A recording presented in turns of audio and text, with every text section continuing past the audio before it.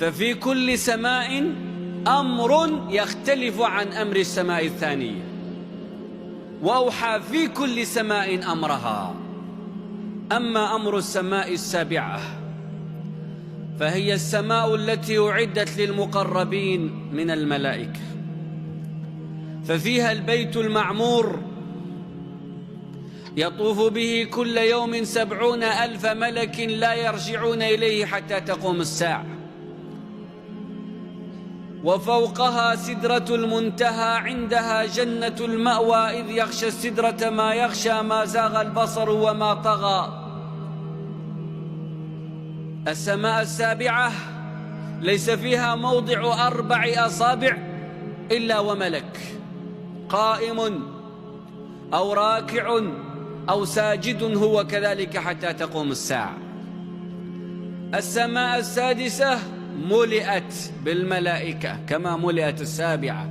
الخامسة ملئت بالملائكة. الرابعة ملئت. الثالثة ملئت. الثانية ملئت. الأولى ملئت. وليس يتشابه، ليس هنالك تشابه بين ملائكة كل سماء، فملائكة السماء الثانية خلقهم مختلف عن ملائكة السماء الثانية التي فوقها، وهكذا كلما على الملك كلما زادت أجنحته وكبر حجمه. فتجد جبريل عليه الصلاة والسلام مقامه عند سدرة المنتهى وأجنحته 600 جناح، جناح واحد منه من أجنحته لو مده لغطى به الأفق. ذي قوة عند ذي العرش مكين مطاع ثم أمين. وإذا علوت فوق السماوات وتجاوزت سدرة المنتهى ودرجات الجنات تصل هناك، وما أدراك ما هناك، نور يتلألأ قد ملأ الزمان والمكان، وملائكة عظام ما بين شحمة أذن كل واحد منهم وعاتقه مسيرة 700 عام. ما بين شحمة الأذن والعاتق مسيرة 700 عام. أنت أيها الإنسان ما بين شحمة أذنك وعاتقك مسيرة كم؟ احسب. 4 أصابع أو أكثر شوي، 5، قول شبر لو أنك رقبتك طويل. هذا الملك الواحد من حملة العرش ما بين شحمة أذنه إلى عاتقه مسيرة 700 عام، ويحمل عرش ربك فوقهم يومئذ 8. العرش، وما أدراكم ما العرش، له قوائم تحمله الملائكة، وتطوف الملائكة المقربون من حوله، وترى الملائكة حافين من حول العرش، الذين يحملون العرش ومن حوله يسبحون بحمد ربهم ويؤمنون به.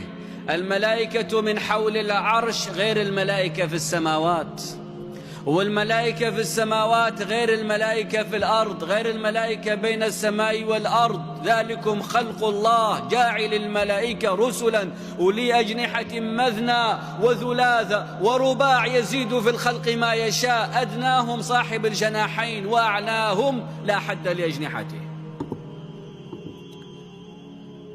ملئت بهم السماوات وضاقت وأنت وأطت وحق لها أن تئط كما يقول المصطفى. أصبح للسماوات السبع أطيط كأطيط السيارة إذا حملت بالركاب. ولذلك جاء أمر الله لكل سماء أن تتسع كل يوم. والسماء بنيناها بأيد وإنا لموسعون. وكلما اتسعت السماء صغرت الأرض تلقائيا، وهذه مسألة فيزيائية معروفة. عندما تضع نقطة ثم تضع عليها دائرة، فإذا وسعت الدائرة تلقائيا تصغر النقطة، صح ولا لا؟ فكلما اتسعت السماوات نقص وصغر قدر الأرض. ألم تر أنا نأتي الأرض ننقصها من أطرافها بسبب زيادة السماء من أطرافها، فالسماء قد أحاطت بالأرض، وكلما اتسعت نقصت الأرض، والأرض أيضا تنقص فعلا من أطرافها أفقيا، وكذلك تنقص من العرض والطول.